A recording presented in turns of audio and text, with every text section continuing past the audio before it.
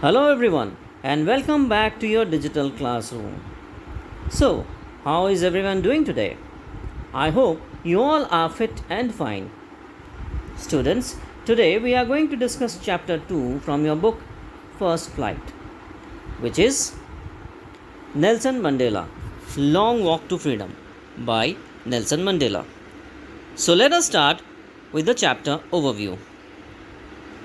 This chapter is an extract from the autobiography of Nelson Mandela, the first black president of South Africa. It starts with the ceremonial installation of the first democratic government of South Africa. It tells us about Mandela's views about freedom. It also tells about Mandela's childhood, adolescence, 30 years of his prison, and his journey as a freedom fighter. It also mentions the contributions of other freedom fighters of his nation. Now, let us summarize the chapter. Installation of the first democratic government of South Africa. On 10th May 1994, the first democratic non-racial government of South Africa was installed. The installation ceremony took place in a sandstone amphitheatre formed by the Union Buildings in Pretoria, where many leaders of the world had gathered. Nelson Mandela had come to the ceremony with his daughter Zinani. First, Mr. de Klerk was sworn in as the second deputy president and Thabo Mbeki as the first deputy president. After them, Mandela took his oath as the president of a free South Africa.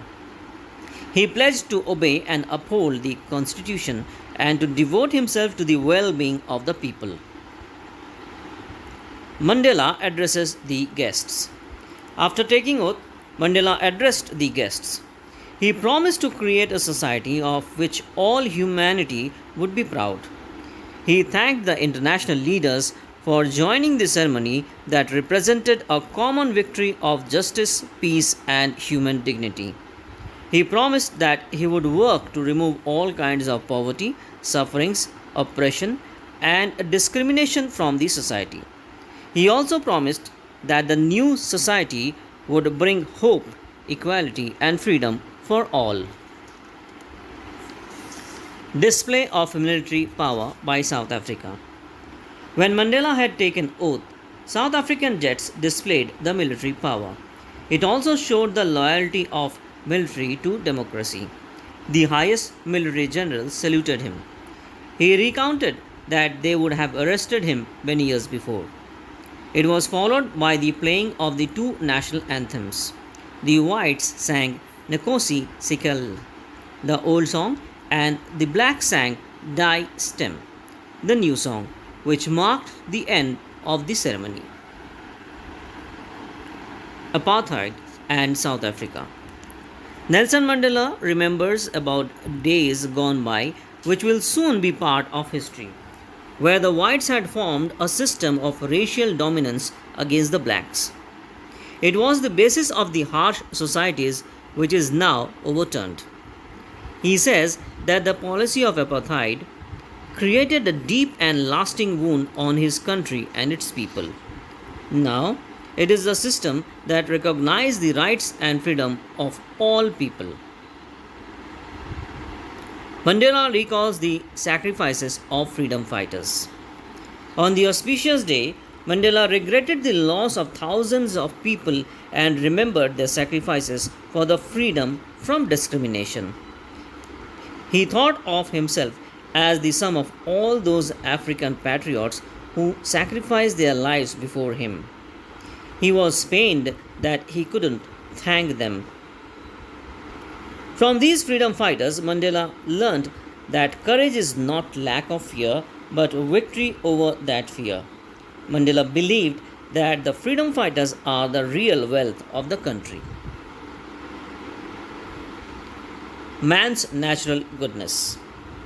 Mandela believed that being white or black is not the token of one's goodness or superiority. No one is born hating other people due to color or religion. People should love each other as love comes naturally, not by force. Twin obligations of man. Mandela believed that every man has two obligations, one to his family and the other to his nation. He believed that in a civil and humane society, every man is able to fulfill both of them. But a black man born in South Africa, just like him, cannot fulfill both. In order to do something for his nation, Mandela was taken away from his family. Thus, he could never fulfill his obligations towards his family. Mandela's concept of freedom.